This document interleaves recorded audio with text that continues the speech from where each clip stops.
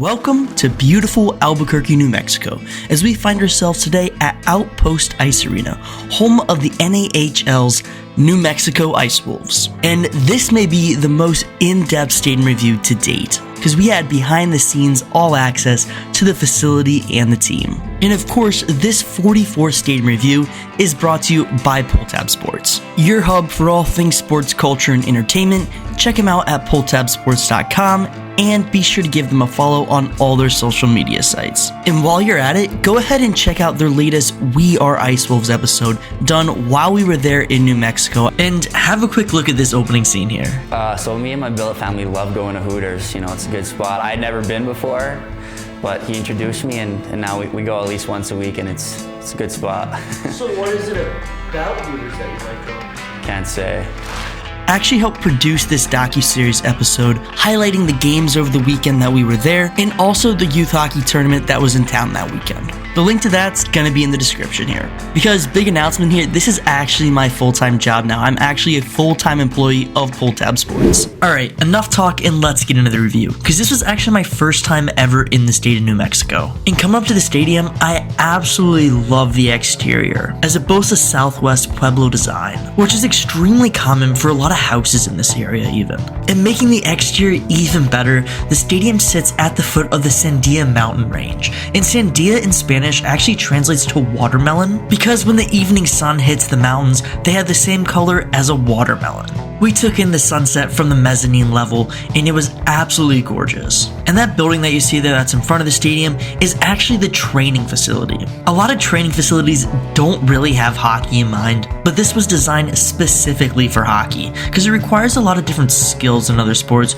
with quick bursts of speed instead of just brute strength. So they have the right space and equipment to help players achieve that. And Ice Wolves players have access to it all the time. Wolves! Now let's head into the stadium and onto the concourse. So immediately on the concourse, you notice a lot of fun things. All the different themed jerseys that the team has worn line the walls. There's Ice Wolves themed air hockey table and bubble hockey table.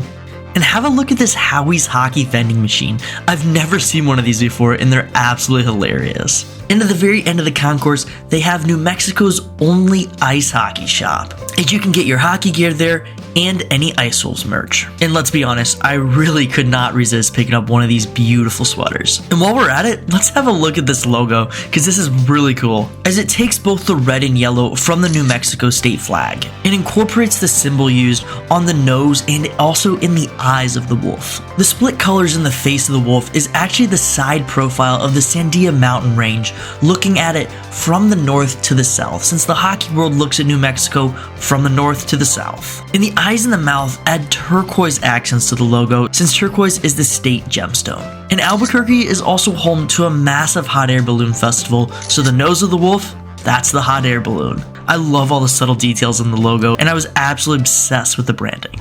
The concourse has large glass windows, so you can actually see down into both of the ice rinks from it.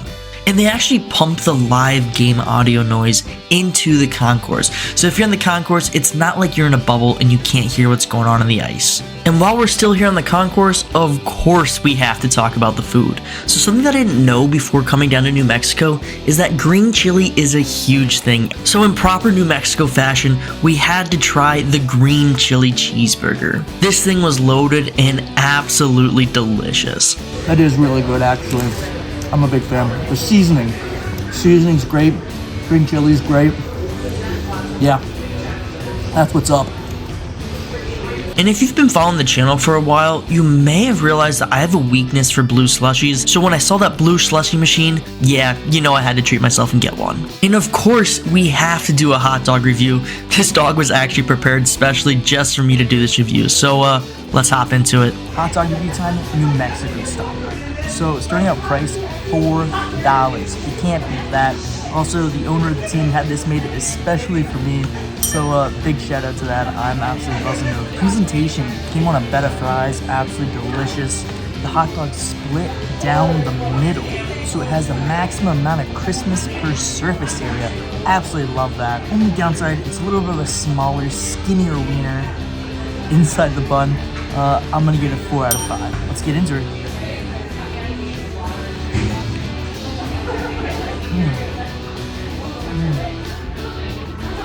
The bun, once again, 4 to 5. Really solid bun, toasted, delicious. I love it. For the meat, dog itself, that's a good dog. I like that surface area philosophy. The maximum amount of crispness per dog, 5 out of 5 per dog. Total up, divide by 2, we have a 9 out of 10 dog. Has to be the highest hot dog I've ever rated.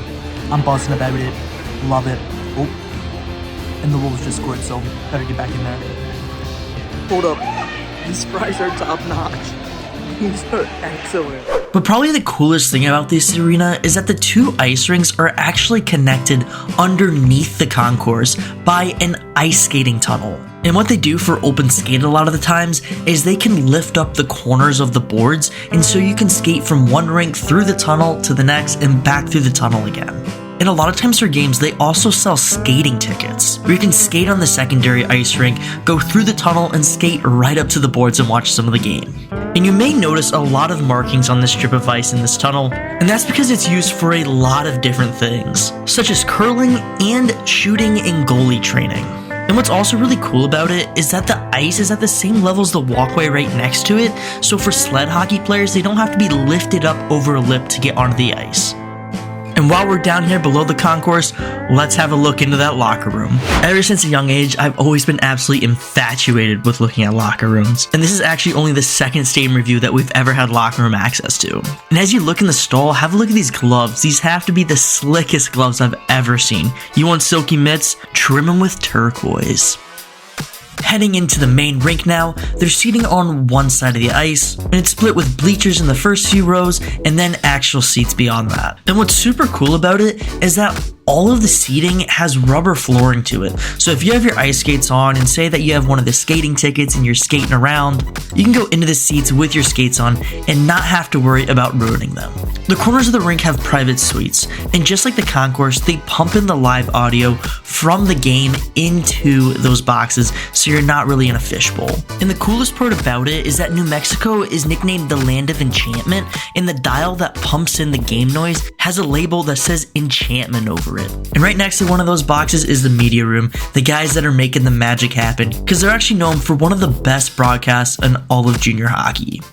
So the New Mexico Ice Wolves have a team in both the NAHL and the 3HL. The NAHL, or the NAHL, is one league below the USHL, so it's Junior B, and the 3HL is one league below the NAHL. The main goal for players in the NAHL is to play D1 college hockey. And the Ice Wolves definitely have a strong tradition of getting players into the next level, as their captain actually just left the team to join Maine. And something that I was really excited to see is that they have a really good pipeline with my alma mater, Northern Michigan University, because the head coach for the Ice Wolves actually used to be the captain for NMU. So it was really cool to bond with him over that Wildcat connection. Go Cats! Let's see that slide again. What we're talking about, baby!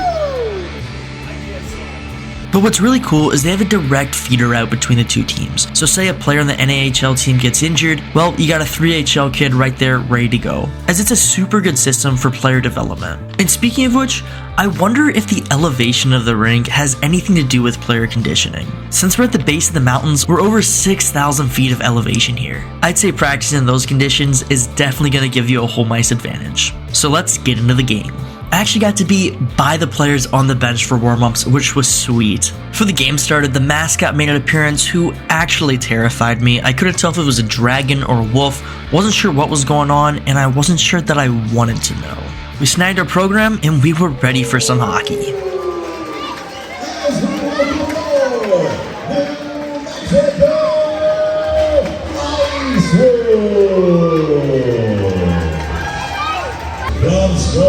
Washington, number 32, Andy.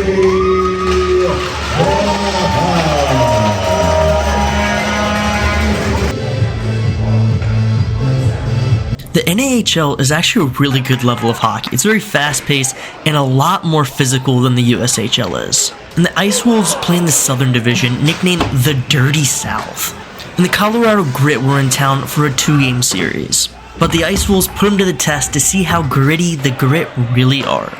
The attendance at the games was actually pretty good, especially considering the tournament in town and how there were constantly games going on all day. But the fans were very engaged and knowledgeable as well, which is something you don't always expect when you have hockey in the South. Probably the best part about the game is that every time the Ice Wolves score, all the fans throw these little squishy wolves onto the ice. They're available on the concourse for $1, so I picked a few up and got to chuck them onto the ice.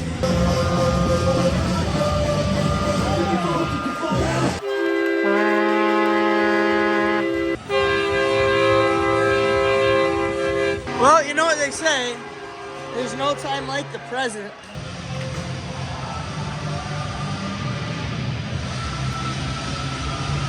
And probably the funniest part about this whole tradition is the aftermath. There's this massive pile of carnage on the far side of the ice. And I actually did sneak my way onto the far side of the ice as well for some cool shots. Overall, the fan engagement was absolutely stellar. I honestly didn't expect much for hockey in the desert. I mean, do most people even know there is hockey in New Mexico?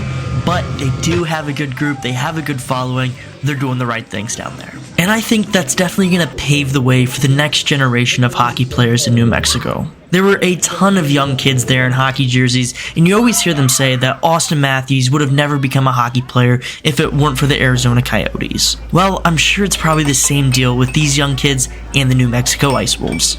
And even better, the Ice Wolves won both the 2 games that we were there for. Thanks so much for watching. Be sure to subscribe to the channel if you're new, and be sure to check out the We Are Ice Wolves episode, linked below in the description, highlighting the weekend that we were there. Thanks, and I'll see you soon. Bye.